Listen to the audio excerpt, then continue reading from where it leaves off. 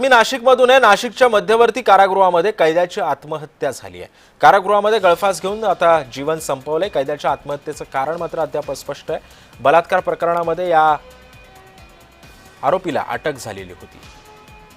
त्यामुळे नाशिकच्या मध्यवर्ती कारागृहामध्ये कैद्याने आत्महत्या केलेली आहे आणि या संदर्भामध्ये अधिक माहिती देतात आमचे प्रतिनिधी किरण गोटूर सध्या आपल्या सोबत आहे। किरण, नेमकी ही आत्महत्या त्यांनी कधी केलेली होती आणि यावरती आता जेल प्रशासनाचं काही उत्तर आलंय का?